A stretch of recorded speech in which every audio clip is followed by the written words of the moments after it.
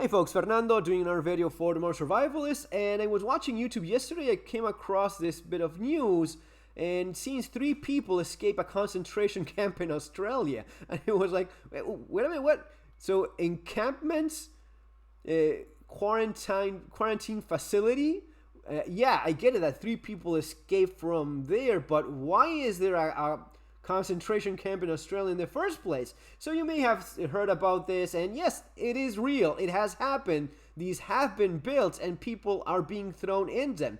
These are concentration camps. You may want to call it it didn't happen just in Nazi Germany. Anytime you're thrown in a camp against your will, deprived of your liberty, and you haven't committed any crime, and the state has no intention of bringing you to justice and judging you and punishing you for any crime you may or may have not committed, you're in a concentration camp. Has happened throughout history. Different parts of the world have seen something like this go on. It is not any less evil just because you call it a quarantine village or what is it that they used to call it here? COVID quarantine villages could house returning Australians from overseas hotspots. And you have these assholes here, but suppose a bunch of architects giving the office that they're in.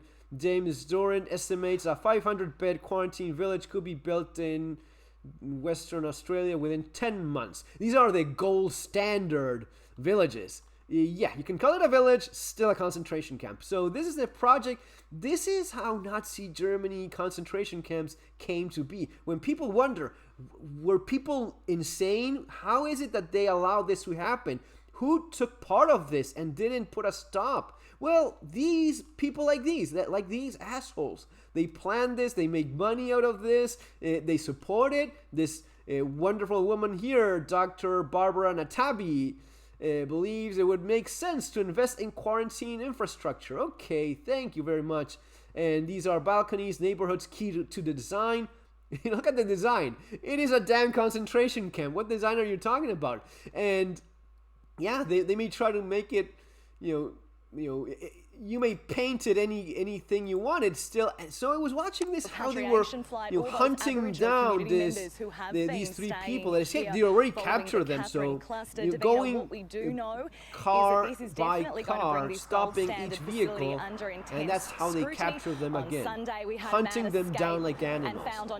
And they threw them back in the concentration camp. Now, how is it that these things work? Well, we have a woman here that was recently in one. She was thrown in it for 2 weeks. She wasn't even sick, but she had not complied, and because of that, she spent 2 weeks. Even though the test came negative, again, she was not sick, but she was thrown in one of these for 2 weeks and threatened to be forced to stay longer if she didn't obey and comply with everything. So if she stepped out of that line that you see there, out of that yellow line, for no good reason, maybe she was allowed to just go to wash her clothes, but she was not allowed to go through that yellow line. It is a concentration camp, man. This is what's going on in Australia. Look at the body language. I want you guys to see this. Whenever you want, what were those Nazi guards thinking of? The same damn thing this asshole here is thinking of. I'm just doing my job. Those are the rules. Yeah, you're stepping outside the fence. Yeah, I'm gonna be shooting you in the head because I'm sorry. Those are the rules. They were hunted down, brought back to the concentration camp, and she was being threatened with 5,000 Australian dollars fines, and not only that, she was threatened with being forced to stay there longer, which goes against any kind of even bullshit rule regarding, quarantine being 2 weeks here. Why is it that if you break your line rule, you're going to be spending even more time in there? None of this should even exist. But these people, these assholes are the ones that are allow this to happen. And believe me, you will have these all over. You have them already. People around you in your community will guard you at gunpoint and enforce tyranny on you. It's been historically this way. Whenever you look around, and we would not do what the Germans did, and yes, you would. Yes, you would. People around you would. Probably you would too.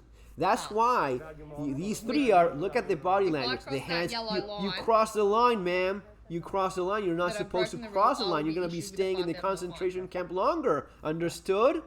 We could even do that now, but we're giving the warning. This is how you end up thrown in a damn gas chamber, and people are still going to be okay with it. All right? And if you think this is just in Australia, this is going on in Texas as well. This is from, I was told this, Texas A&M. So you may be, well, I'm in Texas. I'm saying, no. Mandatory COVID testing for students, faculty, and staff underway.